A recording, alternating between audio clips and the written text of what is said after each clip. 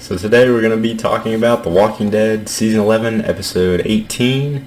It's weird to get up into the 18s for The Walking Dead, right? Like those high numbers, because I don't think we've got an episode higher than 16 before. Well, maybe with the COVID episodes, terrible episodes, most of them. Anyway, I did enjoy this one better than the last one. It's not to say the last one was bad. I gave it 8 out of 10. I'm going to give this one a 9 out of 10, just because I really did enjoy more of the character moments in here. There was, I think, more of that and less of like things kind of happening where you're like, oh, this is cool, but I don't really know like exactly why it's happening, but okay, you know, kind of moments that I had with the last one, even though it wasn't bad by any means. So yeah, 9 out of 10 for this one. Let's get into it.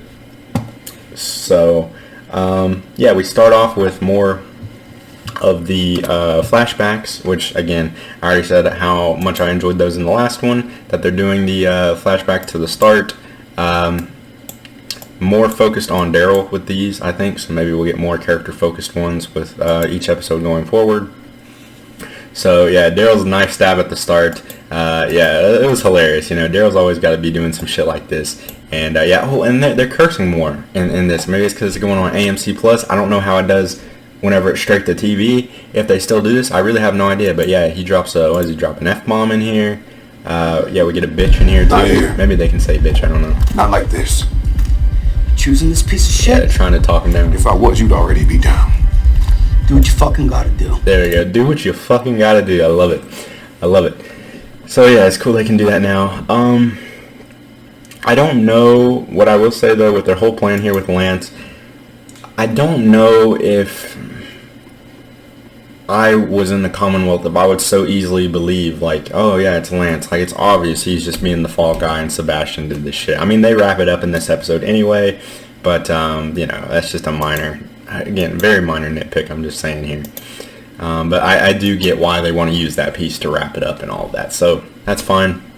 Again, I like the new intro a lot coming around to the end, and yeah, changing the score. It comes in whenever Rick is on screen too, right? Which I'm like, yeah, it's chilling.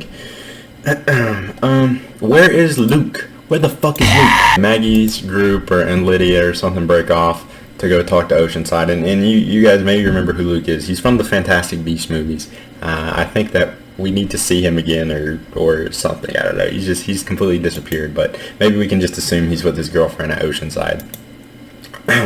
Anyway, I do really like the moment here that we have with Lydia and Carol at the start.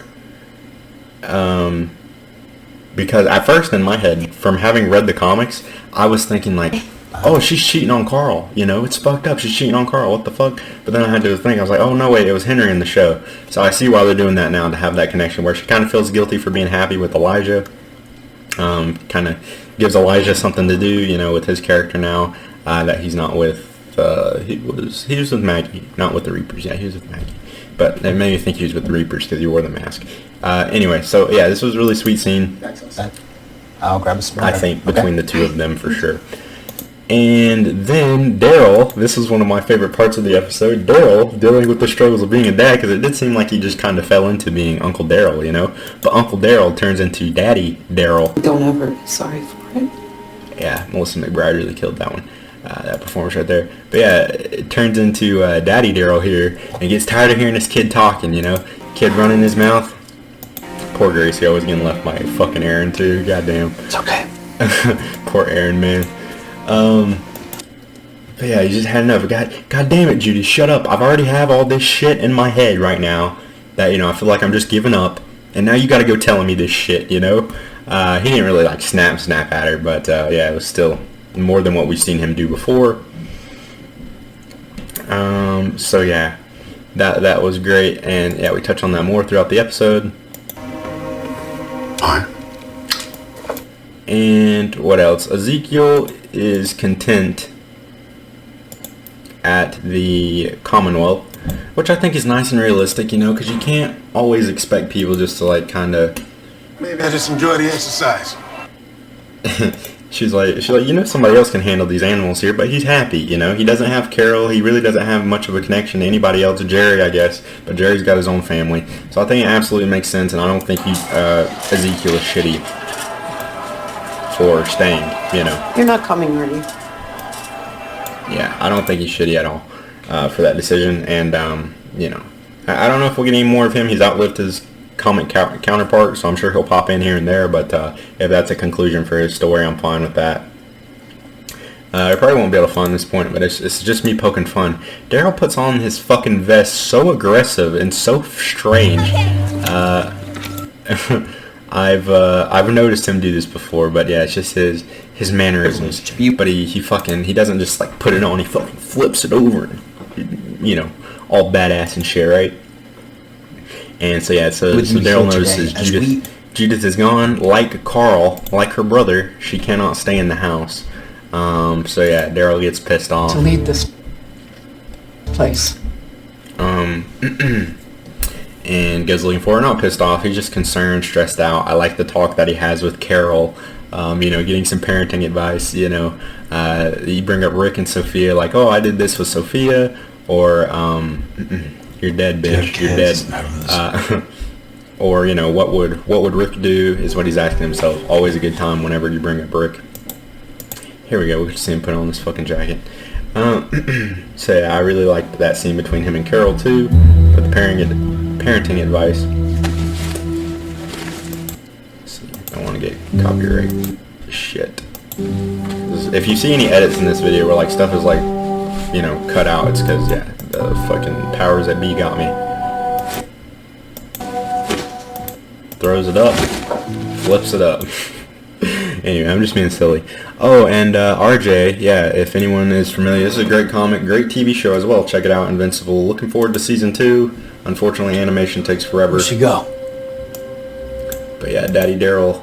And yeah, we got him reading a issue of Invincible, another comic by the same guy who created the Walking Dead comics. Originally Robert Kirkman, right?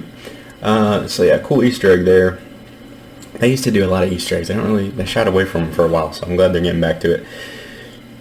We have a line that breaks my heart and stresses me the fuck out for the next episode.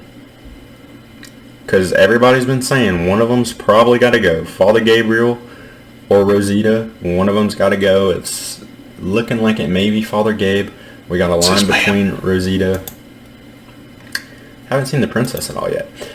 We got a line between them where, I like this dialogue too, where he's kind of creating suspense, like you think he knows Stephanie's there, but That's for conversation. but he doesn't. Not that it really matter if he did, but yeah, I just like the way they play around with that dialogue there for a little bit. But what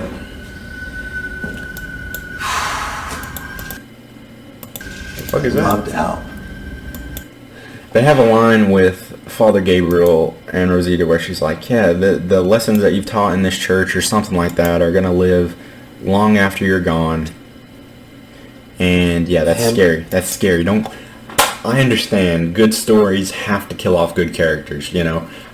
It's just the way it is. Like Glenn, I still would say, yeah, Glenn needed to fucking go. As much as I hated to see him go, he had to go, guys, for the story. But yeah, Father Gabe, man, he's badass. He's funny. He's just such a good character. The development there is insane. But I did. So They gave that to me. Something I'll just point out about Angela King that I like one more time is the way this scene had every right. I just wish they brought cotton candy instead. Right here, his performance is great too, but they have every fucking right. If it was Scott Gimple in charge of this, they would have turned this way melodramatic. But Angela King lightens it up with some real dialogue here. You know, well, I don't like her food. I wish she had brought cotton candy instead. You know, real talk. So that was good. So please don't kill Gabe next episode, because the way I see it going down in the promo, they wanted Eugene. Rosita probably won't let that fly because they're buddies. And then Father Gabriel's going to step in some way. But I don't know, it'd be pretty dark to fucking publicly execute a priest or something, right? So maybe not. Maybe I'm reaching on that one. But at some point, they might let Father Gabriel go and be setting up for that. Daryl gets called to pick up his kid from the fucking principal's office here. I'm the gun for a while. And I do like, yeah, they kind of end their scene with a little joke too. Daryl, help me up, you know, he's old now. And as well as they bond, you get a little bit more backstory on Daryl, how he used to hide from his dad. And and yeah, he understands how Judith kind of just wants to be alone to think, because Daryl always likes to be off by himself. It's funny, I was thinking back, he's so much different. If you think back in the earlier seasons, man, Daryl, like, they had the camp on the farm, you know, or the house. Daryl was like sitting off by a fucking tree. Like, that's how much he likes to be alone. I just thought it was funny thinking back to that. Anyway, let's speed this up a little bit. The lottery scene I thought was really well done. Might be the way to go. And yeah, Stephanie tricks him because yeah, I understand her why she wanted to do that, you know. You can't just sit by and let this fucking guy be in charge one day. But the lottery scene I thought was great. Yeah, the wrestling and the fighting, it was apparently football in the comics. They had to change it because of COVID to this, less people involved with this. I like, but I like when Sebastian, he has his outburst. He finds out about it and the tension, and it's all popping off. They put it on the intercom and go ahead, and yeah, he's popping off, you bitch, screaming at Stephanie, and running after her through the crowd, chaos, all the meanwhile while that's playing. I really enjoyed that, as well as Mercer, you know, the way he's handling the situation and his little subtleties. If you just notice just how good of a job the actor who plays Mercer does. Like, he's telling them, you know, don't shoot, nobody fires their weapons, you know, come on, you idiot, pretty much. My only question here, I know spoilers for the comic, Sebastian kills Rick in the comic, so I think having him around on one hand is good, because you're always wondering who's he going to kill, you know, to make up for that big death at the end, you know, what's he going to do? But if they weren't going to go that route, then I get them going ahead and, yeah, getting rid of him, right? So, and I do like the way they, yeah, had all the townspeople, nobody coming to help him, and him screaming for help, suffering there. Judith having to take up the mantle of the gun again was good. Nice way to have that happen.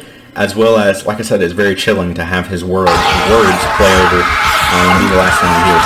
Oh, and the zombies coming through the Commonwealth. There's always something about, it takes me back to the first season whenever we had the camp getting overrun for the first time. If anybody remembers that back in season 1. Whenever like a place that you consider to be safe all of a sudden isn't anymore, it's always a little bit chilling there, and I got kind of vibes with that here. But the only thing I'll say about Sebastian's death, apart from maybe it was too soon, is I wish they had have let him linger around a little bit more and suffer as he's hearing his thing. I know that's terrible. I want him to suffer longer, right? But I think it would have been nice just to have Daryl like kind of contemplate, like putting him out of his misery for a moment, and then not doing it, or doing it, you know, after everything that those characters have went through. I think that would have been nice, but no, my thing is going to buffer forever apparently, but after this they kind of just cut to him just being dead, you know, and I was like, they kind of missed an opportunity to let that linger out a little bit, but maybe it would have been too sick, I don't know, but, so yeah, that's that. Oh, and we had the janitors, those were the zombies, those being killed, yeah, see, he's suffering, and then, as words playing over, I like that they gave that emotional punch to Judith, because a lot of times, like, younger characters like this, you don't really see them develop them, like, as much. They're just kind of pieces of the puzzle. They're not actually working parts in the story, and yeah, it gives her something to do. But yeah, then he's just dead. So I was like, come on, guys. That would have been nice, but still fine. As well as, like I said, the janitors, I guess they work for Lance, and that's why they're killing, or that's why they were killed. The people killed the janitors to get revenge for Lance or create some chaos for him. So, yeah, that's what that was. So next episode, yeah, somebody's definitely going to pay for this. Pamela Milton's son getting killed, and going to be interesting to see how this goes forward, because they've kind of diverged from the comics on a big point. So, yeah, overall, this section of the story, the Commonwealth part of the story, was slow in the books. So I'm glad that they're beefing it up a little. But yeah, that's all I got for this one. Let me know what you think, and I will see you in the next one.